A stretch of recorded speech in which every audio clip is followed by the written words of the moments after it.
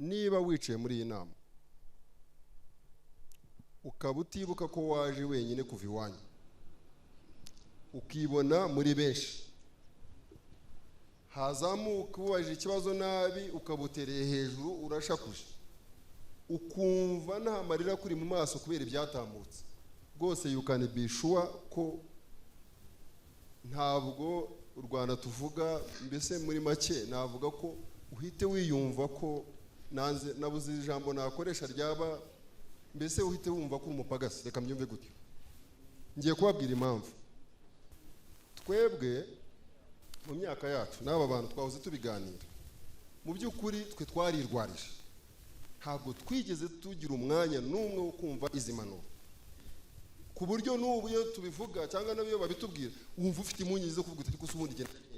Noneho rero wowe uri muri iyi forum urabyumva, aba bose ubona bagukikije, nyuma yo kuva hano uri wenyine. Najya ngo mbabwire ngo mu myaka 5 uko twicara harimo abazabakorera abandi, ubirebe neza, nuko utazabona filime ngo usubize inyuma ureba abo mwari kumwe. Hano hari ababyumvise neza, hari n'abandi bumviranye. Ariko rubyiruko rwose wijujura, banza wumve. Najya ngo mbabwire ngo nanjye banga natahuye, nuko umuntu wese abaho bingana nuko atekereza. Umuntu wese ubona abaho bingana nuko atekereza. Bivuze iki? Bivuze ngo niba wicaye hano ndagira ngo mborohereze, muve muri philosophy, muve mu bintu bikomeye, hitamo ikintu kimwe cyo kuvuga ngo ndashaka iki. Ibitekerezo bijyanye no kukigeraho bihita byizana. Ariko ikibazo nudatekereza utyo ugatangira kuvuga ngo ntabyo mbona ndageraho, oya, banza uvuge. Nk'uyu munsi tuvuge ngo ngiye kubaho urugero rumwe rubereka ko guhitamo ari byo bituma umuntu abo ari we. Mwese nubwo dufitemo abana bato hano, ariko reka mere hano ku bantu bakuzemo banyumve. Mujya mwumva abantu bita abayede maso, bariya baba bafasha abafundi. Mu by'ukuri umuyede ahembwa amafaranga make ashoboka, umufundi akamukoresha, ariko ikikwereka ko amahitamo aba afite icyo avuze cyane. Nayo mpamvu mfashe uno mwanya, ni ukuntu umuntu aba umuyede ufite experience y'imyaka 20. Umuntu agakora ubuyede ari umusore ufite imyaka 17, 20 akaba akiri umuyede maso, 25, 30 akazagera havuga ngo ngubu singishoboye, reka njye gushaka kizamu. Reka rero tubumvikane, mu by'ukuri akazi k'ubufundi umuntu wese abakabona. Birababaje, mubyumve neza mu buryo bufatika. Niyo mpamvu ni inama iri bagira akamaro. Umuyede ni umuntu uterura amasima, agaterura imifuka. Tekereza kumva ko ku myaka 20 uraterura umufuka ko nturamenya kubaka, ariko kweri uterura umufuka ufite 20 ugeze 30, 40 bitugu bibanze ugiterura umufuka n'igitiyo udashobora kuvuga uti nzanira hano yo simano. Bishatse kuvuga iki rero? Nanone bitari ugusuzugura umwuga, kuko ubuyede nawo ndawemera, ariko reka ubinangirira. Reka tujye niyo wajya no kubanyonza, ukanyonga igare ugatangira imyaka 17 unyonga ukageza 22, 23 udashobora kuvuga ngo nshobora gutwara na moto. Hanyuma se mureke twumvikane namwe mu bisuzume murebe. Mu by'ukuri gushaka tuvuge niyo waba uvuga uti ndatwara igare uyu munsi, ariko ejo ayo ndi bubone ndagenda njye kwihugura ku modoka cyangwa kuri moto. Ibi rero turabivuga kubera iki? Twebwe ibi nk'abayobozi biratubabaza cyane. Nk'ubu ngubu najya ngo mbabwire ibintu bidasanzwe. Igenzurwa ryakozwe mu magereza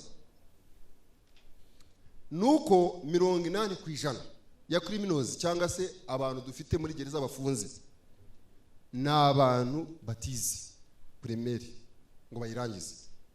Wowe uraha ufite murumuna wawe urimo urarwana nawe kwiga, warahitamo kujya kuba umuyede, murabizi ibyo. Ariko ugiye kwicara aha ikiganiro gitambuke, bato mukurozi bavuge n'abandi bose, n'uravuga ngo ni uhura nawe mu gitondo. Kandi imva igipimo nakibahaye, niba wicara ukumva amaso yawe ari clean, nta kavuyo k'ibitekerezo ufite mu mutwe uvuga uti noneho ndakora iki ko menye byinshi ndabigenza gute, ukumva rwose wakora muri jisho ryawe ukumva nta n'amarira arimo, rwose umenye ngo uri muri ba bandi bo ntashaka kuvuga ariko nawe wumva icyo nshaka kuvuga. Niba uri umunyonzi haguruka hano uvuga uti ndanyonga umwaka umwe ibiri ariko ngomba kubibyaza umusaruro, ureke kuba umunyonzi wa mirere. Niba ukora muri salon de coiffure, reba nawe umuntu akicara muri salon akogosha, mujye mubigenzura ukamusanga yogosha, hari abo twabonye 9 n'ubu aracyogosha. Nongere mwumve icyo navuze, mwumve icyo ndimo mbabwira.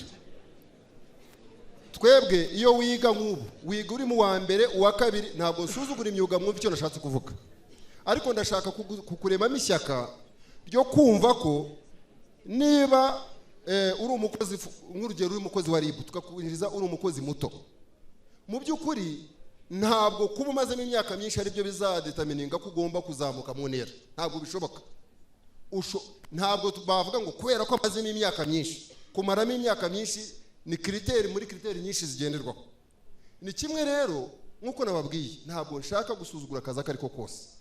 Nigeze kumva umuntu hano avuga ngo abantu benshi barashaka guhitamo gukora akazi kari smart, ngo akazi simbizi ukuntu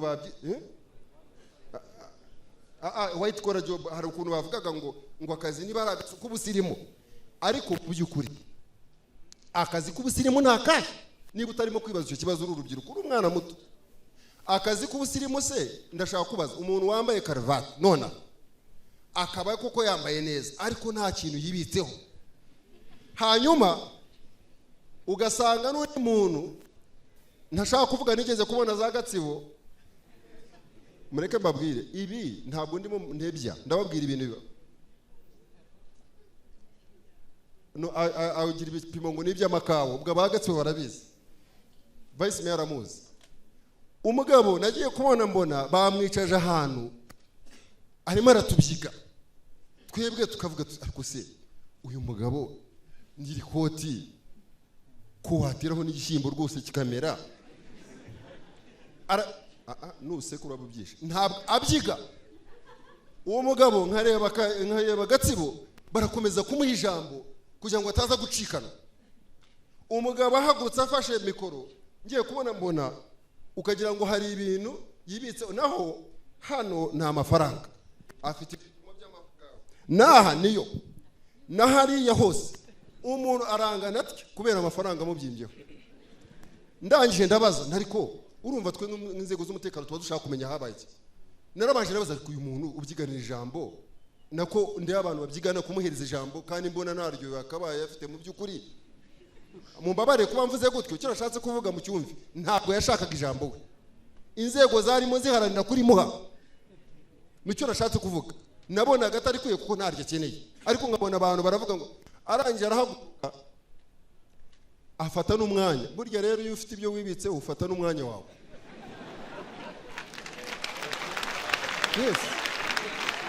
Yes, ntabwo ahubuka niba ushaka forama, ntabwo ahubuka. Ntabwo nabonaga ashaka nko gutitira, yafashe mikoro ndeba uko ameze, nshaka kubijyanisha n'ukuntu atuje. Umugabo avuga ijambo ukagira ngo ni Doctor of Philosophy, atangira koriyanta akarere ka Gatsibo ngo mugire vuba, mugire vuba, dukeneye umuriro, inganda zacu ntabwo zikora neza z'ikawa. So reka nsoze mvuga ikintu kimwe. Ubuyobe bwa mbere ari nabwo nsorezaho, kumva kuri mu mwaka wa mbere segonderi, ukumva kuri mu mwaka wa mbere segonderi ukumva bihagije, ukavuga ngo ningera hejuru ngo ndabizi nzaba natekereje icyo ndicyo. Ntabwo ari byo. Start now. None aha nibwo ukwiye gutangira. Ndetse nanatanga n'urugero rwo kuvuga ngo nuhaguruka hano ukwiye no kurya utavuga, ukarya ucecetse utekereza, umeditatinga kuri ibi byavuzwe. Hanyuma mwumve neza urubyiruko, ndimo ndasoza kandi niri bigucika urabucika ngo usohoke hano ugende uvuga utari ko ndinde, bya bindi yahoza avuga ngo kwimenya ndinde, kuki naje muri iyi nama. Ese ubundi wakwibajije kubera ukiri hano? Ahari aho ni ukugira ngo wewe waje hano utazigera uboneka mu batarigeze baboneka hano. Nitwongera guhura warakurikira izo manuro nkubwiye, uzavuga nk'uko mujya mwumva umuntu w'agatara avuga ngo nacuruza, ngo natangiranye 1000 ngo none umuntu umushoramari, nibura natwe n'aba bose batanze izi mpanuro uzagera igihe ufite mikoro uvuga uti hari inama yabaye muri Kayonza silent, narumvise nsohotse sinajya no kuri lunch ndataha, ariko ibyo nakuyeho nibe nagezeho. Murakoze cyane.